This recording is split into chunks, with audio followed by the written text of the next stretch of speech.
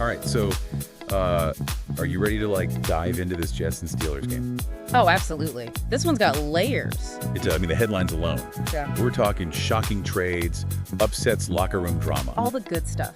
And that's why it's so fascinating, right? It's more than just wins and losses. We're seeing team dynamics, culture clashes, the weight of expectations. Exactly. And it seems like everyone had the Jets pegged as, Super Bowl contenders this year. Well, their owner definitely did. Remember that clip of him after the Davante Adams'ı trade? Oh, yeah. Talking about kicking. We'll just say he was feeling very confident. Yeah, very confident. And now look at them. 2-5 after that Steelers loss. Adding a star player like Adams clearly wasn't the magic solution. Not even close. This isn't fantasy football. You can't just, plug in a superstar and watch the wins pile up. Right. It's about, team chemistry, strategy. Exactly. The Jets are a perfect example of how all those things, or the lack thereof, can make or break a season, no matter how much talent you have on paper. And speaking of talent on paper, let's talk about the Steelers' quarterback situation for a second. Oh, yeah. Where do we even start with that? It's Russell Wilson leading the charge. Yeah. Not Justin Fields, which is wild because Fields had him at 5-2. Talk about a curveball. And the craziest part is, it's working. Wilson looks, dare I say it, revitalized. After that, Denver. Yeah, we don't have to relive Denver. But it is interesting. The Steelers bench their seemingly successful starter, bring in a veteran a lot of people thought were washed up. And the Jets are over here with what looks like a dream team, and they're struggling to even function. See, this is what I love. It shows you how much more goes into a winning team than just big names. Okay, but speaking of the game, the Jets did start strong. They did. First half, they had some momentum. Breece Hall with a touchdown, Tyler Conklin in the end zone. They went into halftime up 15-13, I think? Exactly. It was like everyone's preseason predictions were actually coming true. And then the second half happened. Like a completely different game. Talk about a total collapse. Steelers came back with a vengeance. Shut them out. Scored, 24 unanswered points. Brutal. And you know what I find really interesting? This whole Mike Tomlin decision to start Wilson over Fields. Oh, yeah, big gamble. Huge. They had that winning record with Fields, but then Tomlin just makes this gutsy call. Which, let's be real, is why he's Mike Tomlin. For real. He's not afraid to make the tough calls, even if it ruffles some feathers. And you can tell he saw something. Recognized that Wilson, despite the baggage, was a better fit for their offense. And you know what? He was right. Oh, absolutely. We saw flashes of that old Seahawks magic. Yeah. His throws to Pickens, things of beauty. And it wasn't just Wilson, right? It was the system, the way Tomlin had everything set up. Like they've tapped into something special, which is kind of scary when you think about it. Don't get me started. And then you got the Jets on the other side. Just, I don't know. Imploding. It felt like Rodgers throws 2 picks. Both to Beanie Bishop Jr., the rookie. Yeah, talk about a rough day at the office. Their offense it was like they forgot how to play football. You could see the panic setting in. And you gotta think that coaching change mid-season didn't help. Right. They fired Sala, brought in Ulbrich. But that kind of instability, it's got to have a ripple effect. Absolutely. It impacts everything.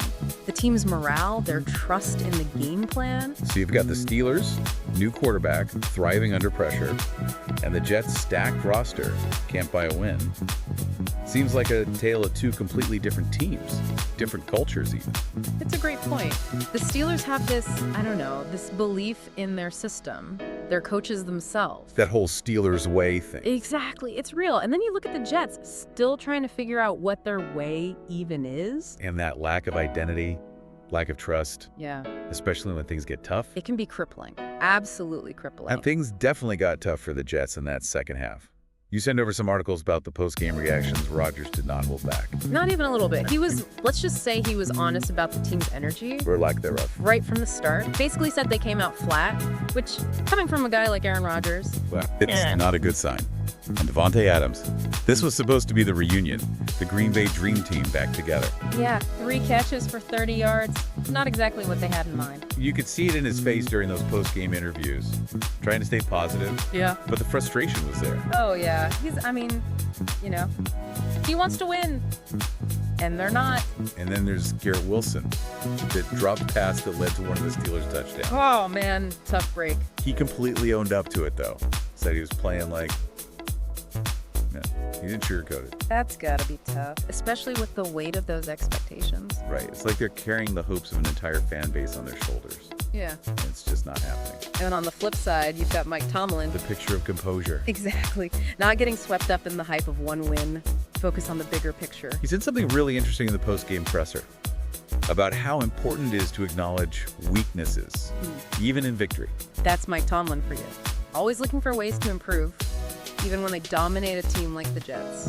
And even Russell Wilson, in his post-game interview, talking about room for improvement, which is terrifying considering they just, crushed it. Right. It's like they're not just content with winning. They want to be unstoppable.